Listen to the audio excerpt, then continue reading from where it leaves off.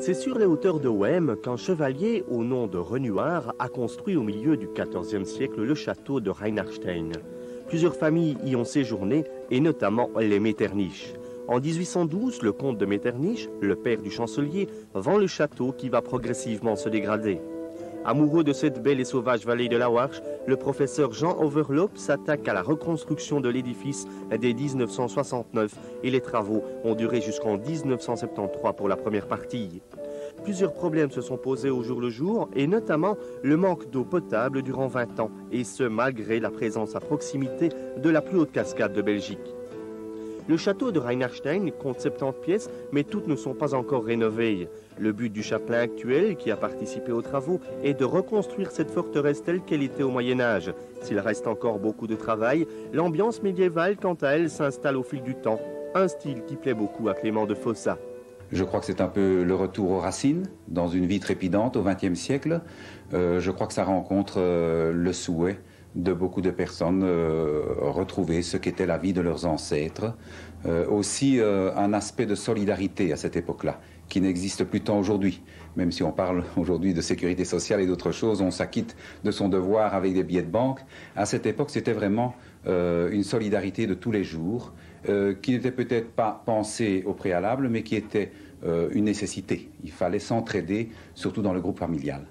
Alors, vous vivez dans ce château, dites-nous un petit peu comment est-ce que ça se passe? C'est une vie tout à fait normale? Le plus naturellement du monde. Bien sûr, c'est un endroit exceptionnel. Je crois que c'est aussi un privilège de pouvoir vivre dans un lieu comme celui-ci, car je crois que le lieu où l'on vit façonne l'être humain. La salle de garde, la salle des chevaliers et la chapelle regorgent de collections de meubles, de tapisseries, d'armures et de sculptures qui donnent l'impression d'une vie intense.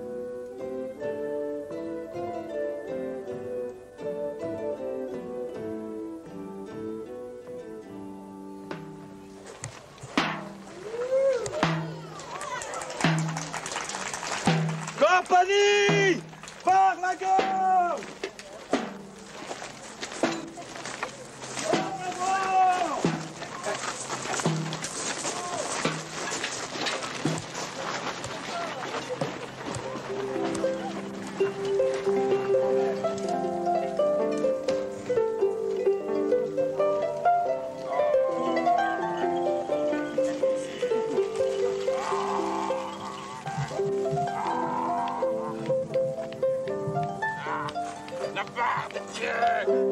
La part de Dieu, madame, s'il vous plaît, le Seigneur vous la rendra.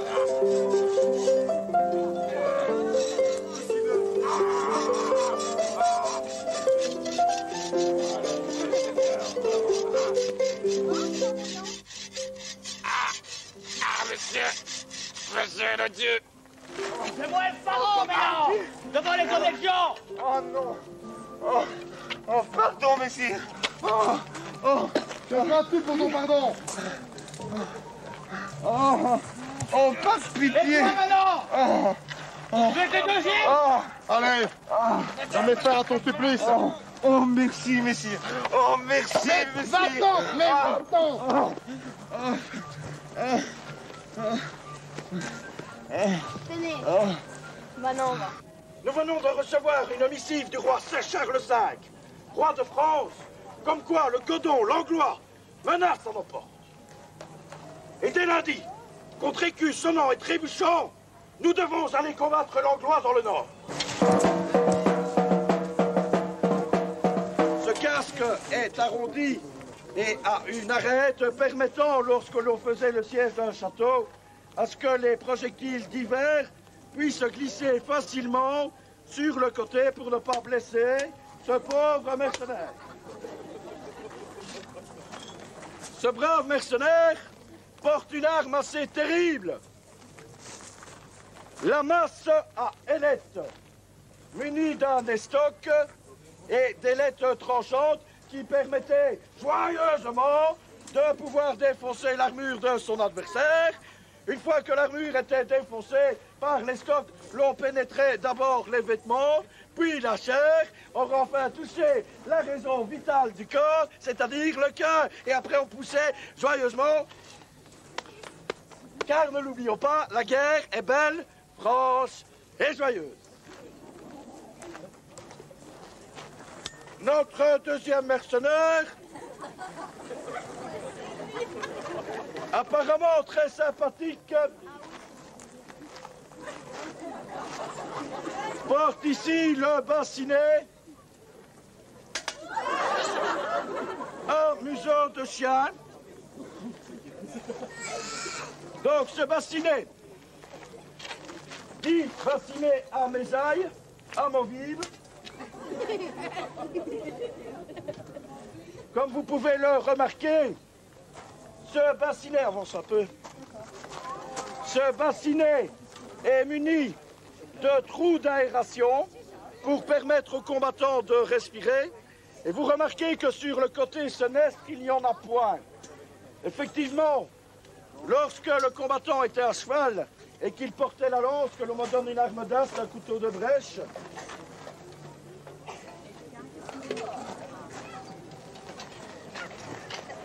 l'on portait donc la lance ou une arme d'astre en côté dextre, c'est-à-dire la droite, et à cheval, je venais frapper le casque de mon adversaire. Évidemment, cette forme pointue permettra de faire dévier mon arme sans atteindre mon adversaire, tandis que les trous d'aération, s'ils étaient placés de l'autre côté, permettraient de défoncer, je vais l'appeler la carrosserie. La lame va commencer à pénétrer tout doucement, n'est-ce pas, dans la joue donc le muscle. À ce moment-là, on pousse encore un petit peu, ça traverse le muscle, ça devient amusant, n'est-ce pas? Et à ce moment-là, on va toucher le cerveau, d'abord la boîte crânienne, hein, donc on remonte un peu légèrement la boîte crânienne, où là on arrête un petit peu, ça fait très mal là, hein, ça dit ouh, hein, et à ce moment-là, on pousse un petit peu, hein, c'est très sale là, n'est-ce pas? Et alors nous avons donc les humeurs muqueuses du cerveau. Voilà.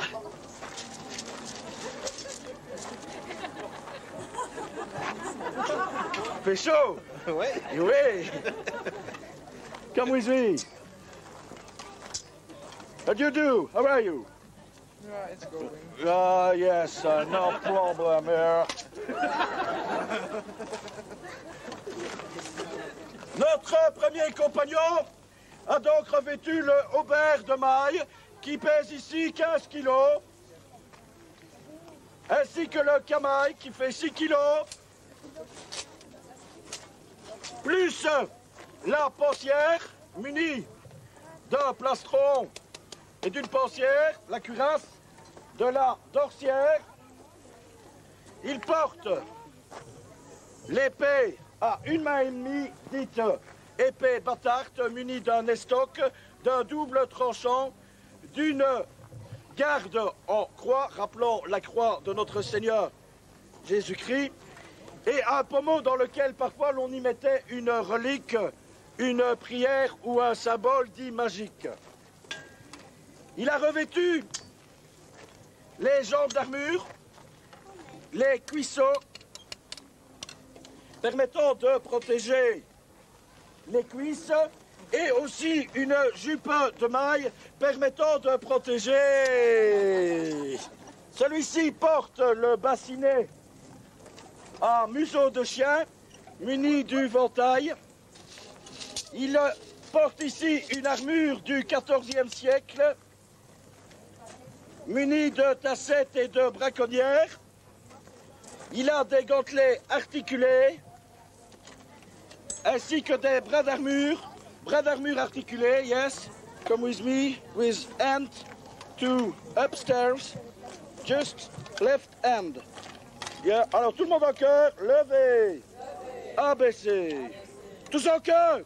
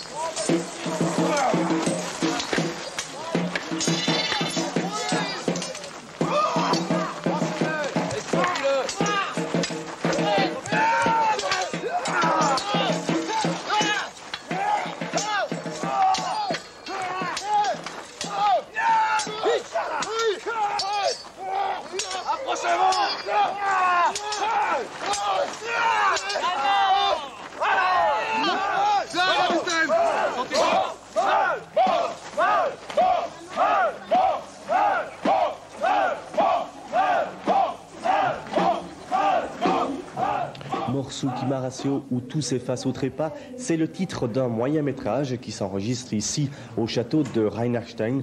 Pour clôturer cette émission, je vous propose de faire plus ample connaissance avec le scénario, mais aussi avec l'équipe. Ok, on envoie une mécanique, un peu de jeu sans trop vous donner, les amis. Ils sont pour la plupart étudiants à l'Académie des Beaux-Arts de Liège. Après avoir remporté avec leur premier court-métrage le premier prix au concours du Charlemagne d'Or en juin 1995, ils remettent sur pied une deuxième réalisation. Il s'agit d'un moyen-métrage illustrant une légende se déroulant au Moyen-Âge. Le chevalier n'est pas une donzesse, seigneur. En vérité, je dois vous dire qu'un grand effroi s'empara de moi en pénétrant. C'est là que j'ai vu. Il était grand, enveloppé d'un long manteau, à capuche. L'homme au bâton? Père, j'ai déjà vu cet étrange personnage. Cet homme-là, sur les hauteurs de la rivière? Certes. Nous avons vu quelqu'un avec un bâton et un manteau. Quoi? Il est ici? En effet. Je l'ai vu. Comme je vous vois tous. Je ne sais comment, mais je saisis que c'était ma fin. Ce n'était plus du courage qu'il me fallait, mais l'aide de Dieu, mon père. Il ne me restait plus qu'une seule issue. Il me fallait fuir. L'histoire, en quelques mots, c'est un baron d'un château qui brûle une jeune fille sur un bûcher. Et cette jeune fille était promise au diable.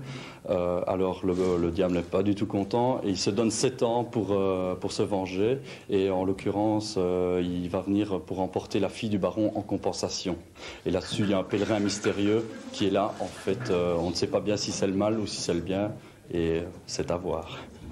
Pourquoi avoir choisi ici ce château? Pour plusieurs choses. D'abord parce que première chose, c'est un cadre magnifique. Du point de vue, il n'y a aucun anachronisme. Il n'y a pas de ligne de tension qui passe au-dessus. Il n'y a pas de grandes routes et tout ça. Et puis c'est superbe. Les pièces intérieures sont superbes. Je veux dire que j'ai eu un coup de cœur pour le château. 94 personnes au total travaillent sur ce moyen-métrage et par ce film, le réalisateur, Fabrice Couchard, souhaite faire découvrir ces temps d'obscurantisme proche de Dieu et du diable, ainsi que de montrer que l'amour peut être la plus belle aventure de la vie, mais aussi la pire quand on se retrouve seul. Ce film servira comme travail de fin d'études en juin 97 et il sera aussi présenté à un maximum de concours et de festivals. Voilà, c'est ici que l'on se quitte. Nous étions donc au château de Reinhardstein. La semaine prochaine, vous retrouverez Jean-Pierre Collignon avec un magazine d'été qui sera consacré au festival de théâtre de Spa. En ce qui me concerne, je vous retrouve début septembre. Passez d'excellentes vacances. Au revoir et à très bientôt.